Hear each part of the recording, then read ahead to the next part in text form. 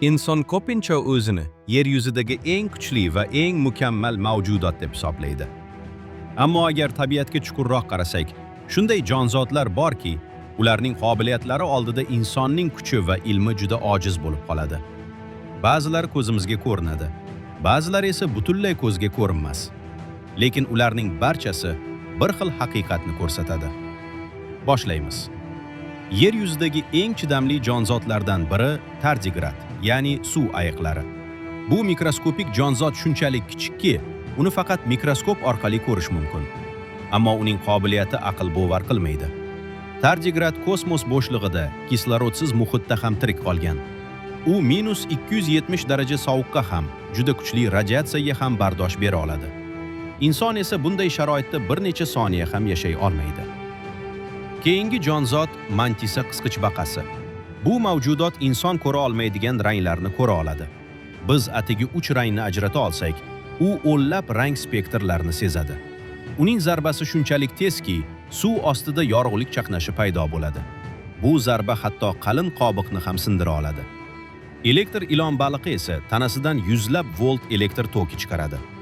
Bu tok yordamida u o'ljasini falaj qiladi. Inson texnika yordamida erishgan narsani bu jonzot tanasi bilan bajara oladi. Endi ko'zimizga ko'rinmaydigan, lekin juda muhim mavjudotlarga o'tamiz. Masalan, Deinococcus radiodurans deb ataladigan bakteriya bor. Bu mikroorganizmlar kuchli radiatsiya ta'sirida ham nobud bo'lmaydi. Hatto yadroviy nurlanish bo'lgan joylarda ham yashay oladi. Inson uchun halokatli bo'lgan muhit bu bakteriya uchun oddiy holat hisoblanadi. Yana bir mo'jiza termofil bakteriyalar. Ular qaynab turgan suvda, vulqonlar yaqinida yashaydi. 100 darajadan yuqori haroratda ham tirik qoladigan bu mikroorganizmlar hayot chegarasi biz o'ylaganimizdan ancha keng ekanini ko'rsatadi. Sianobakteriyalar esa yer yuzidagi eng qadimgi tirik mavjudotlardan biri hisoblanadi. Aynan shu mikroorganizmlar millionlab yillar oldin atmosferada kislorod paydo bo'lishiga sabab bo'lgan. Bugungi hayotning asosi bo'lgan kislorod aynan ko'zga ko'rinmas jonzotlar orqali yuzaga kelgan. Aksolotl esa tanasining yo'qolgan qismlarini qayta tiklay oladi. Oyog'i, qo'li, hatto ichki a'zolarning bir qismi ham qayta o'sib chiqadi. Inson tibbiyoti hanuz bu darajaga yetmagan. Ko'rshapalaklar qorong'ida tovush orqali ko'radi. Ular atrof muhitni tovush to'lqinlari orqali aniqlaydi. To'liq zulmatda ham adashmasdan uchib yuradi. Sakkizoyoqlar esa rangini, teri tuzilishini va shaklini bir zumda o'zgartirib, mukammal yashirinish qobiliyatiga ega. Ular muammolarni hal qiladi, eslab qoladi va reja tuzadi. Bu jonzotlarning ba'zilari ulkan, ba'zilari esa mikroskopik.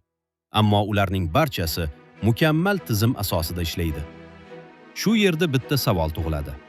Bunday aniqlik, bunday muvozanat va bunday aql bovar qilmas qobiliyatlar tasodifan paydo bo'lishi mumkinmi?